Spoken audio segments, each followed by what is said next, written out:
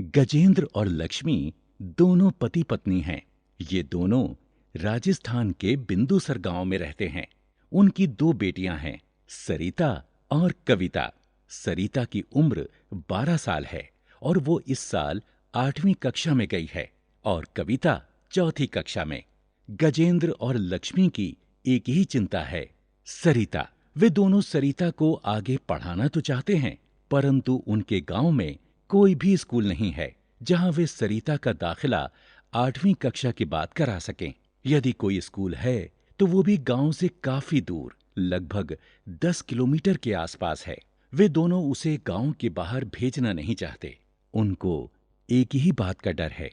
सुनो जी, सरिता इतनी दूर अकेले कैसे जाएगी? मैं भी यही सोच रहा हूँ लक्ष्मी। उसके साथ कुछ ऊंच नीच हो गई तो।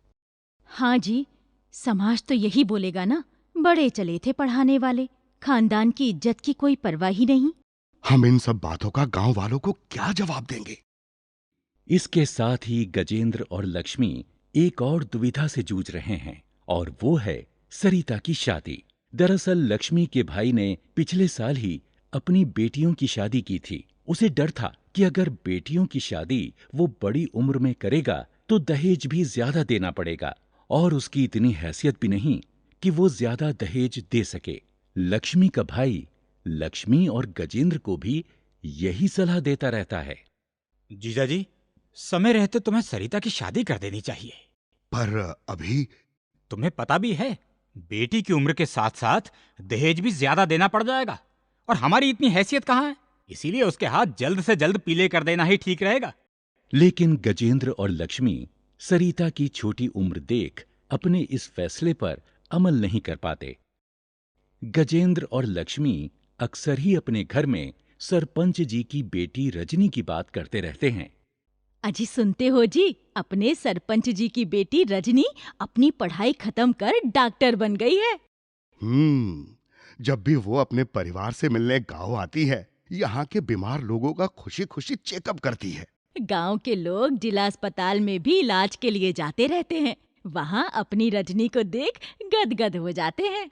और जब लोग रजनी को डॉक्टरनी साहिबा कहकर बुलाते हैं तो सरपंच जी का सीना गर्व से चौड़ा हो जाता है। हाँ जी। सरिता घर में रजनी दीदी की बात अक्सर ही सुनती रहती है। वो भी उनकी तरह ही पढ़ लिख कर कुछ बनना चाहती है जिससे उसकी भी एक पहचान बने। गजेंद्र और लक्ष्मी सरिता को भी रजनी की तरह देखना चाहते हैं, परंतु उनके मन में एक सवाल हमेशा ही बना रहता है। सरपंच जी के पास तो पैसा था, इसलिए उन्होंने रजनी को पढ़ा लिखाकर डॉक्टर बना दिया। तुम सही कह रहे हो जी, हमारे पास तो फूटी कौड़ी भी नहीं है। हम कहाँ से सरिता की पढ़ाई का खर्चा उठा पाएंगे? सरिता को पढ़ाने लिखाने की हमारी औकात कहाँ? हम तो ठहरे गरीब लोग। हाँ। इन्हीं सब उथल पुथल के साथ गजेंद्र और लक्ष्मी सरिता को लेकर आपस में बातचीत करते रहते हैं।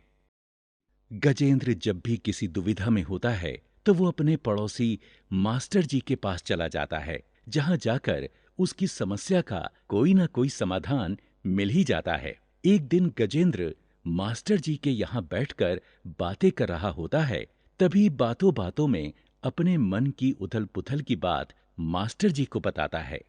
मैं सरिता की शादी नहीं करना चाहता, बल्कि उसे पढ़ाना चाहता हूं, पर पैसे और अन्य दिक्कतों के आगे हार मान जाता हूं। आखिरकार मास्टर जी गजेंद्र को समझाते हैं। गजेंद्र, हमें बेटा और बेटी दोनों को पढ़ने का पूरा मौका देना चाहिए। शिक्षा हर बच्चे का अधिकार है, ताकि उनका सही ढंग से मानसिक व शारीरिक विकास हो सके। ये उनको सशक्त करता है, जिससे वो अपने जीवन में सही निर्णय ले पाते हैं। पर आपको तो पता ही है, हमारे गांव में आगे की पढ़ाई के लिए कोई सुविधा ही नहीं। घबराओ मत गजेंद्र। रही बात सरिता के आगे पढ़ने की, तो गांव के कुछ लड़के व लड़कियों के साथ मेरी बेटी भी अगले साल से गांव से बाहर पढ़ने जाएगी। इसलिए तुम भी सरिता को उनके साथ स्कूल भेज सकते हो। पर सरिता को पढ़ाने के लिए पैसे भी तो चाहिए ना? हम इतने पैसे वाले भी तो नहीं ठहरे। गजेंद्र, सरकार ने बच्चों की शिक्षा के लिए बहुत सारी योजनाएं बना रखी हैं, जिसके द्वारा सरिता अपनी पढ़ाई पूरी कर अपने सपनों को पूरा कर सकती है। गजेंद्र और मास्टर जी की ये सारी बातें पास ही में काम कर रही लक्ष्मी सुनती रहती है।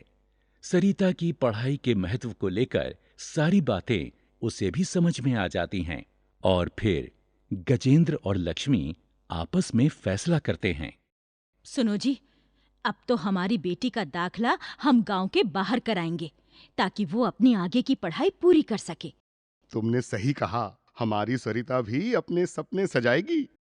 हाँ जी, आखिरकार हमारी बेटी किसी से कम थोड़ी ना है। चर्चा के बिंदु। क्या लड़की को गांव से बाहर शिक्षा के लिए भेजने का फैसला लेना गलत है? क्या लड़की की कम उम्र में शादी करने से दहेज कम देना पड़ता है? क्या समाज के कहने पर बच्चों की शादी कर देना उचित है? क्या आपके आसपास कोई ऐसा उदाहरण है जिसके बेटे या बेटी के सपनों के बारे में आपके घर में बातें होती रहती हैं? आप सरकार की शिक्षा संबंधी योजनाओं के बारे में क्या जानते हैं? क्या आपने अपने बेटे या बेटी के सपनों के बारे में जानने की कोशिश की? आपकी शिक्षा जारी रखने के बारे में क्या राय है?